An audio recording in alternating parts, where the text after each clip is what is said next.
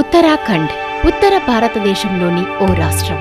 ఆ రాష్ట్రం మన భారతీయులకు పుణ్యభూమి, మోక్షమార్గాన్ని చూపే స్వర్గధామం.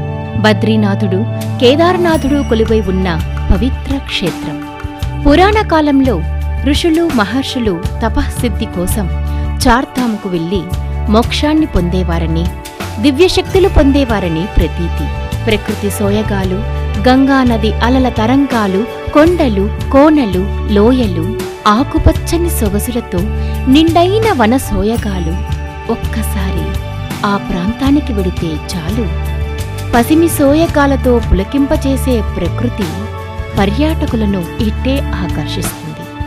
అందుకే మోక్షం కోసం, మానసిక ఆనందం కోసం జీవితంలో ఒక్కసారైనా ఈ చార్ధామ్ను సందర్శించాలన్న తపన ప్రతి వ్యక్తికి కలుగుతుంది అంటే అతిశయోక్తి కాదేమో. ఇది గతంలో ఉన్న చార్ధామ్.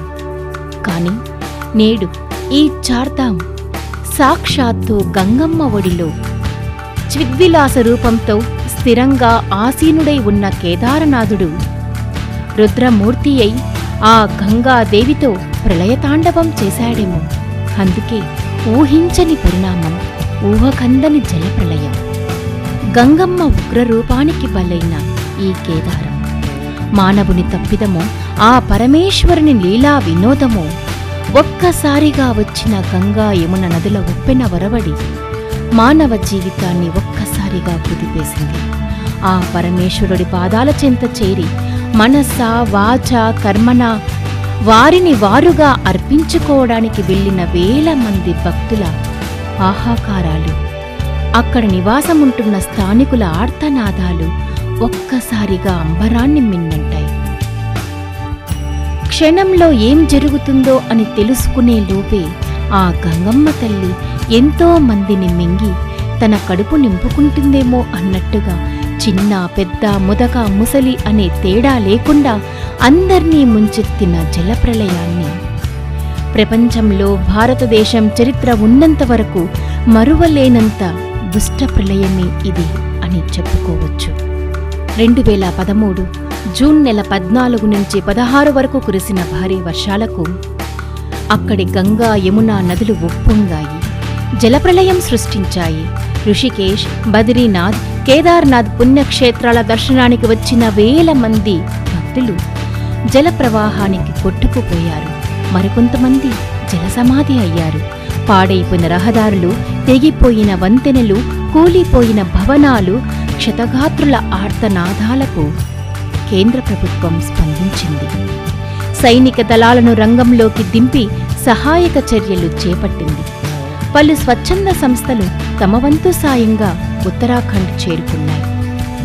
ఎంత జలప్రళయం వచ్చినా, ఎన్ని ప్రకృతి వైపరీత్యాలు ఎదురైనా ఎదుర్కొనే ధైర్యం మనిషి సంపాదించుకున్నాడు. సేవామూర్తిత్వంతో ఎంతటి క్లిష్టమైన పరిస్థితినైనా ఛేదించి వారి జన్మను, వారి జీవితాన్ని సార్థకం చేసుకుంటున్న సేవామూర్తులు ఎందరో ఉన్నారు. జలప్రళయంలో ఇరుక్కున్న వారిని కాపాడడానికి, వారి ప్రాణాలను నిలపడానికి ఎన్నో ఆపన్నహస్తాలు ముందుకొచ్చాయి. ఇందులో భాగంగా మన కర్నూలుకు చెందిన 4 యువకులు ఫణీంద్ర, నాగేశ్వరరావు, ఆంజనేయులు, శర్మ టీమ్గా ఏర్పడ్డారు. ఉత్తరాఖండ్ బాధితుల కోసం సురేష్, వెంకటేష్, కిషోర్, జగన్, జితేంద్ర, నాగరాజు, సోమశేఖర్ కర్నూలు నగరంలో విరాళాలు సేకరించి టీంకు అందచేశారు. ఆ విరాళాలతో ఫణీంద్ర టీం చార్ధామ్కు బయలుదేరింది. వీరు ఈ విరాళాలను ఏ సీఎం ఫండుకో, పీఎం ఫండుకో అందచేయొచ్చు. కానీ పరిపూర్ణమైన సేవాభావంతో ఉన్నవారికి, స్వయంగా ఆపదలో ఉన్నవారిని ఆదుకోవాలనే తపన, ఈ తపనే వారిని చార్ధామ్ వరకు తీసుకువెళ్ళింది. అక్కడ పరిస్థితి చూసి వారి హృదయాలు ఒక్కసారిగా చెలించాయి. వెంటనే ఋషికేశ్లో వారు సేకరించిన విరాళాలతో ఒక కిట్ను తయారు చేశారు.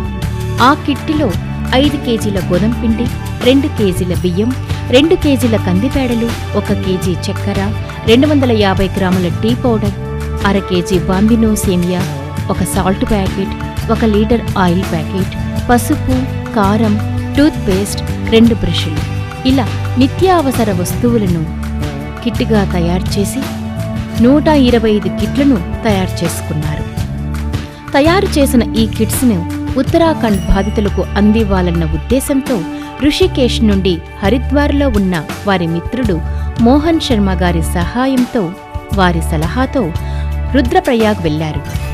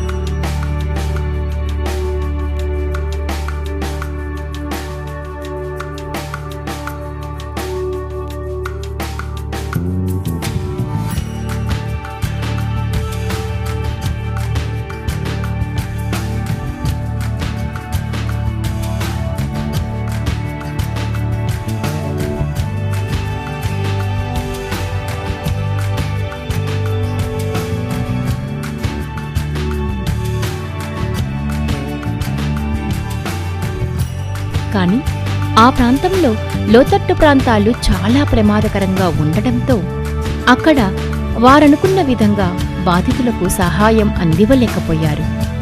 అక్కడి ఎస్ఐ మిస్టర్ పోఖ్రియాల్ గారి సూచన మేరకు రుద్రప్రయాగ్ నుండి గౌచర్కు వెళ్లి అక్కడ అనుకున్న మేర కాకపోయినప్పటికీ కొద్దిగా మాత్రమే వారు తెచ్చిన కిట్లను బాధితులకు పంచి తిరుగు ప్రయాణమయ్యారు. తర్వాత అక్కడి నుండి డెహ్రాడూన్ కలెక్టర్ అయిన పురుషోత్తం గారిని కలిసి బాధితులకు కిట్లు పంచే సౌకర్యాన్ని కల్పించమని అడుగగా కలెక్టర్ గారు సేఫ్టీ పరంగా ఇప్పుడు చాలా కష్టమవుతుంది అని వివరించారు. ఇక అక్కడి పరిస్థితులు, రహదారులు, రూల్స్ ఇలా ఏవీ వారి ఆశయాలకు సహకారంగా లేవు. ఏమీ చెయ్యలేని పరిస్థితి.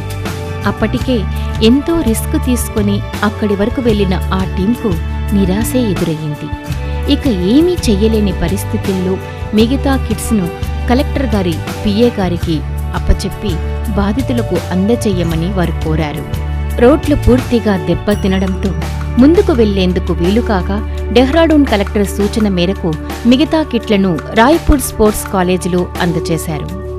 ప్రార్థించే పెదవుల కన్నా సాయం చేసే చేతులు మిన్నా అన్న మదర్ తెరిస్సా మాటలను నిజం చేశారు ఈ టీం. ఇదే కాకుండా సునామీ వచ్చినప్పుడు, మన కర్నూలు నగరాన్ని వరద ముంచెత్తినప్పుడు కూడా ఎన్నో విధాలుగా సహాయ సహకారాలను అందజేశారు ఈ టీంలో సభ్యులైన ఫణీంద్ర గారు. మానవీయ విలువలతో, మానవత్వంతో, సేవాభావంతో నిరంతరం జీవించే హృదయాలు ఎంతో మంది జీవితాల్లో వెలుగు దివ్వెలను వెలిగిస్తాయి అన్న విషయం మన చరిత్ర మనకు తెలియచేస్తుంది. ఇదే విధంగా ఈ టీం కూడా రిస్క్ అని తెలిసి కూడా చార్ధామ్ వరకు వెళ్లి వారి మానవత్వాన్ని చాటుకున్నారు. ఈ ప్రయాణంలో వారికి ఎన్నో విధాలుగా సహకరించిన వారి మిత్రులు ఋషికేశ్ నివాసి అయిన శ్రీ మోహన్ శర్మ గారికి వారు ఈ విధంగా కృతజ్ఞతలు తెలియచేస్తున్నారు. మరి మీరు ఆపత్కాల పరిస్థితుల్లో ఉన్నవారికి మీ ప్రేమపూరితమైన సర్వీసును అందివ్వాలనుకుంటున్నారా? మరెందుకు ఆలస్యం? ఆలోచించకండి. మీకొచ్చిన ఆలోచన చాలా పవిత్రమైనది. మీరు వీరి టీంతో చెయ్యి కలపండి. అందరికీ ఆదర్శంగా నిలవండి. మరొక ముఖ్య విషయమేమిటంటే, ఈ టీం వారి విన్నపం ఏమిటంటే, మేము మా సాయశక్తుల మా సహాయాన్ని మా స్వహస్తాలతో బాధితులకు అందివ్వాలని చాలా తపనపడ్డాం. కానీ కొంతమేరకే అది ఫలించింది. ఏది జరిగినా, ఏది జరిపించినా అంతా ఆ దైవానుగ్రహమే కదా. సర్వే జనా సుఖినో భవంతు.